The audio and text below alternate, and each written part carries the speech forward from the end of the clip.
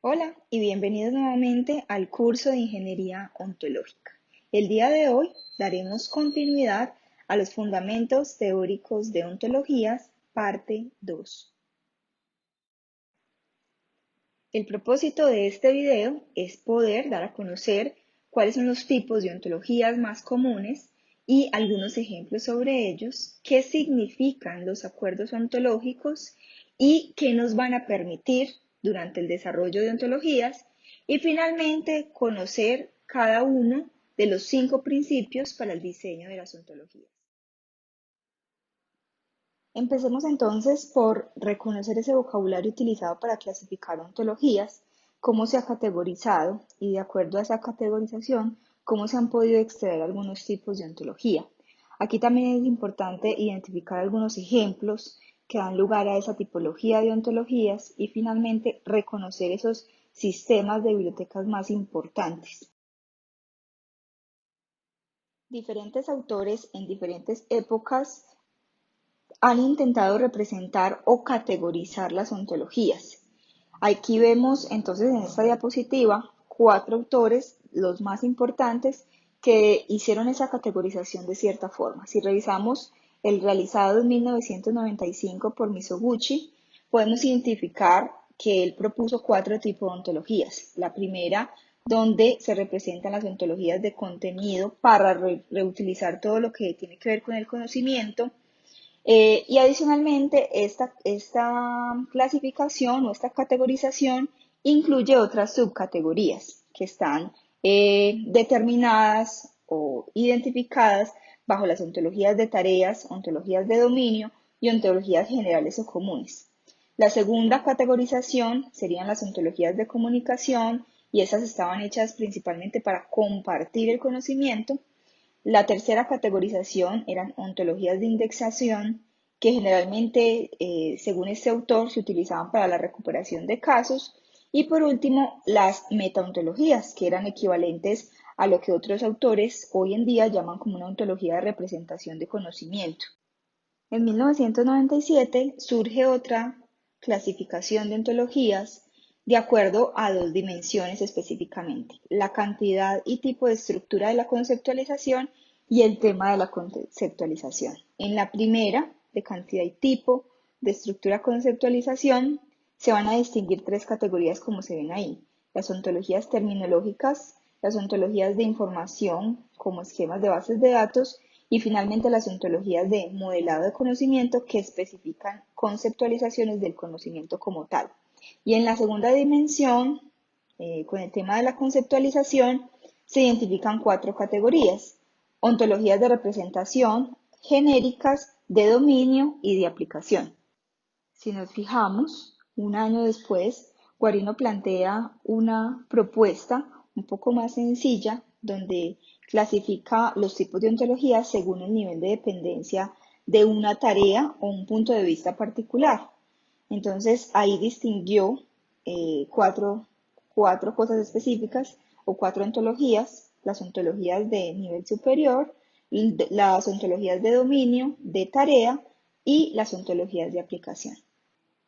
Finalmente, en el 2001, la Sila y McGuinness clasifican las ontologías de acuerdo con la información que ella necesita para expresarse y la riqueza de su estructura interna como tal, y categorizan las ontologías a través de vocabularios controlados, glosarios, tesauros, jerarquías, incluso restricciones lógicas generales, como se puede ver ahí en el esquema. Lo importante de todo esto es saber que a partir de esas 4 propuestas, especialmente la de 1997 y la de la Sila y McGuinness en el 2001, se propuso una representación o una presentación de diferentes tipos de ontología que combinan esos enfoques, como lo vemos en la siguiente diapositiva. Ahora bien, estos tipos de ontología son de acuerdo a la categorización como tal. Y hay 2 tipos o combinan 2 enfoques de lo anteriormente descrito, que son los tipos de ontologías basados en la riqueza de su estructura interna y los tipos de ontología basados en el sujeto de conceptualización. Vamos a ver en primera instancia todo lo que tiene que ver con la riqueza o los tipos de ontologías basados en la riqueza de su estructura interna. que son los vocabularios controlados, los glosarios, los tesauros y las jerarquías. Cuando hablamos de los vocabularios controlados, nos estamos refiriendo a una especie de ontologías, a un tipo de ontologías que trata una lista finita de términos o está compuesto por una lista finita de términos. Un ejemplo típico de esta categoría de ontologías es, por ejemplo, un catálogo que tiene una lista finita de productos, que en este caso serían los términos. Por su parte, están entonces los glosarios, que ya es una lista de términos, pero esa lista de términos tienen unos significados especificados como declaraciones de lenguaje natural, que empiezan a determinar o decir exactamente a qué se refiere ese término dentro de ese glosario. También nos encontramos los tesauros, que nos van a proporcionar una semántica adicional entre los términos. ¿Qué quiere decir? Que nos proporcionan una semántica, que van a dar entonces mucho más información como relaciones de sinónimos y cosas de este tipo, pero no representan una jerarquía específica. Generalmente un tesauro va a tener cosas como lista de términos preferentes, que van a estar organizados de forma alfabética, de forma temática. Va a tener una lista de sinónimos de esos términos preferentes, que los van a llamar como tal descriptores, una jerarquía o relaciones entre los términos, pero esto lo que va a hacer es expresar con la identificación de los términos más generales y los términos más específicos, y las definiciones de los términos como tal en caso de ambigüedad para poder facilitar la selección de los mismos por parte del usuario. Finalmente, como toda ontología, un conjunto de reglas para usar el tesauro. Resulta que es importante tener en cuenta en esta parte que los tesauros como tal no van a tener toda la información completa, o no tienen por qué ser completos. Y eso es en el sentido de que tengan que abarcar todo el conocimiento. Generalmente estos tesauros se van a limitar a un área temática específica y desde un cierto ángulo en particular. Y la última categoría de este tipo de ontologías son las jerarquías. Estas jerarquías me van a permitir entonces empezar a clasificar los términos que van debajo de las clases o las cosas que son subclases de las clases o superclases. Por ejemplo, un término como alquiler de coches y hotel no son tipos de viaje como tal, pero podrían modelarse en jerarquías informales. Una jerarquía por debajo del concepto viajar estaría bien, porque son componentes claves del viaje y van a permitir al usuario seleccionar un alquiler de auto para el viaje o un alojamiento. Entonces, más o menos las jerarquías empiezan a distinguir este tipo de clasificaciones. Si nos vamos entonces a los tipos de ontologías basados en el sujeto de conceptualización, nos encontramos con ontologías de propósito general, que se van a utilizar para poder representar el conocimiento, un conocimiento que es de sentido común. Y esto hace que pueda ser obviamente reutilizable o reusable en todos los dominios. ¿Cómo así? Algunos conceptos como por ejemplo el tiempo, el espacio, eventos pueden reutilizarse a través de diferentes dominios. Si pensamos en una fábrica, pues se podrían utilizar esos conceptos de eventos, pero si pensamos en una ontología de dominio universitario, también podría establecerse eventos como una ontología particular para generar esa ontología de dominio. Hablando ya de las ontologías de nivel superior, nos encontramos que estas nos van a permitir modelar esos niveles altos de una realidad, ofreciendo conceptos genéricos para poder generar la clasificación de términos. Entonces nos encontramos que van a empezar a describir esos conceptos generales que vimos en las ontologías precisamente de propósito general como espacio, tiempo, materia, objeto, pero son independientes de un dominio o de un problema particular porque su intención generalmente es poder unificar esos criterios entre grandes comunidades. Entonces, una función importante de una ontología superior o de nivel superior es apoyar la amplia interoperabilidad semántica entre un gran número de ontologías de dominio específico. Y eso va a permitir proporcionar un punto de partida común para la formulación de definiciones. Eso es lo que nos permite generalmente hacer una ontología de alto nivel.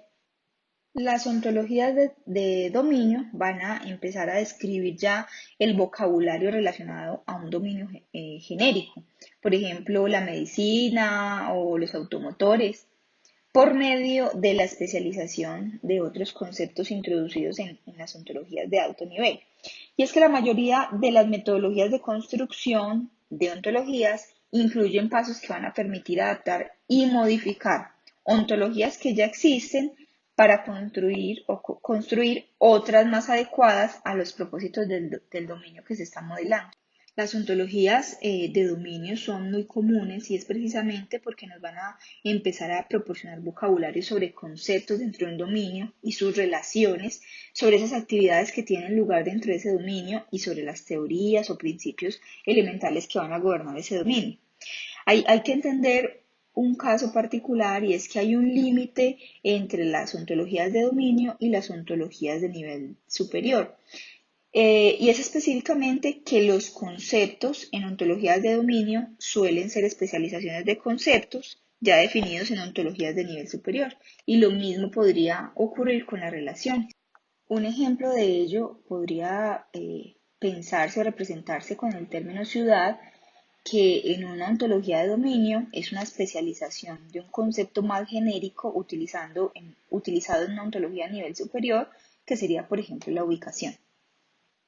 Las ontologías de tareas ya nos van a empezar a describir ese vocabulario relacionado a una tarea o una actividad genérica. Por ejemplo, diagnosticar, programar, vender, cosas de ese tipo, por medio de la especialización de los conceptos introducidos en las ontologías de alto nivel. Si pensamos en un ejemplo de esto y nos sumergimos en que las ontologías de tarea generalmente son utilizadas o reutilizadas en un dominio dado, pero no entre dominios, y que son independientes de la aplicación, entonces una ontología de tareas de dominio de viajes con respecto a los horarios de viaje incluiría términos como ciudad siguiente, ciudad anterior, que son términos muy genéricos o adjetivos genéricos sobre ese dominio o esa tarea particular. Finalmente, en las ontologías de aplicación empezamos a ver la descripción de conceptos que pertenecen a la vez a un dominio y a una tarea particular. Y esto se da por medio de la especialización de los conceptos de las ontologías de dominio y las ontologías de tareas. Y generalmente van a corresponder a roles que juegan las entidades del dominio cuando ejecutan una actividad. Por ejemplo, podríamos crear una aplicación de ontología para agencias de viajes españolas especializadas en destinos norteamericanos. En esta diapositiva lo que vemos son dos ejemplos específicos de algunas de las ontologías que vimos anteriormente. La primera es una ontología de dominio específicamente de la industria del mueble y los afines, que está basada pues en el estándar internacional de intercambio de información del sector mueble FUNESTEP.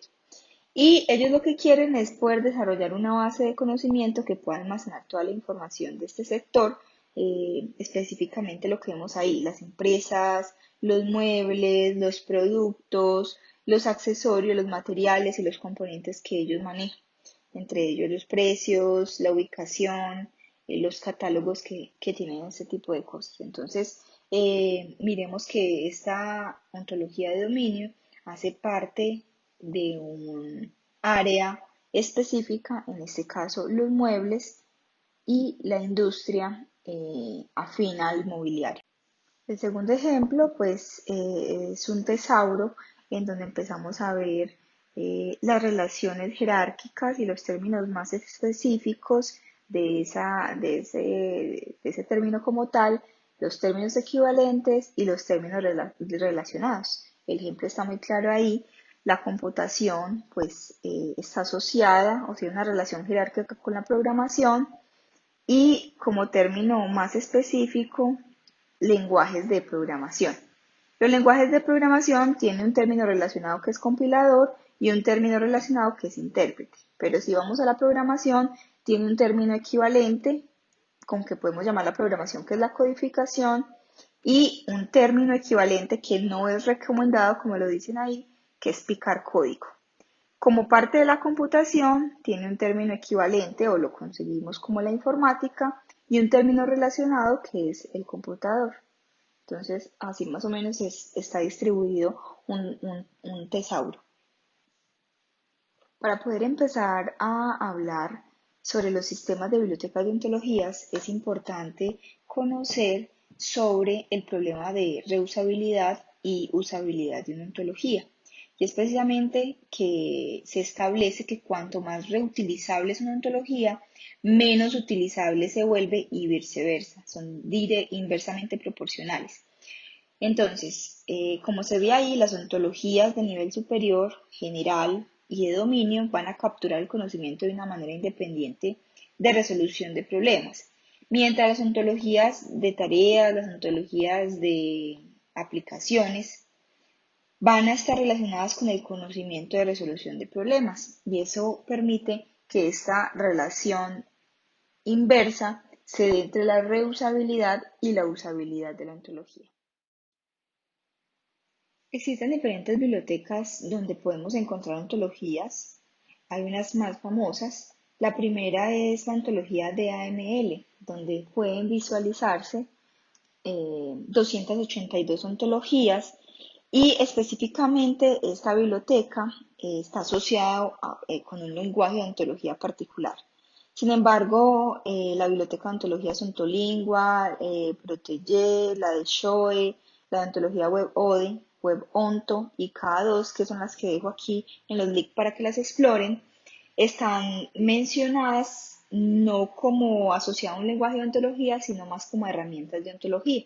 Entonces ahí nos describen cosas importantes para poder hacer ontologías con respecto a eso y encontramos muchas ontologías disponibles.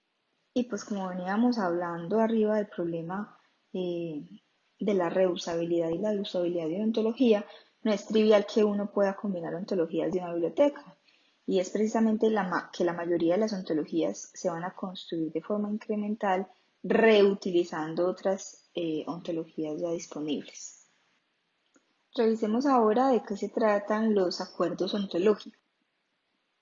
Si pensamos en estas declaraciones que están en esta diapositiva, donde esos acuerdos ontológicos nos van a permitir utilizar el vocabulario compartido de una forma coherente y consistente, vinculante entre los términos de vocabulario ontológico con una conceptualización particular, podemos pensar que cuando construimos ontologías se usa generalmente términos de lenguaje natural en un idioma dado. Generalmente se hace en inglés para poder describir la conceptualización.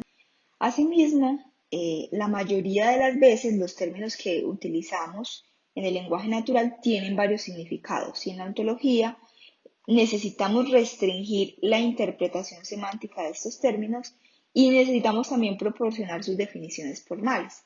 Así entra entonces a jugar el compromiso ontológico o los acuerdos ontológicos un papel importante. En primer lugar, como una especie de mapeo entre esos términos ontológicos y sus significados previstos. Por lo tanto, una función del acuerdo ontológico es poder determinar con precisión qué significado tiene ese término. Para llegar a entender un poco mejor qué son los acuerdos ontológicos, entonces cojamos la extracción de un ejemplo de viaje y seleccionemos el término vuelo como aparece ahí.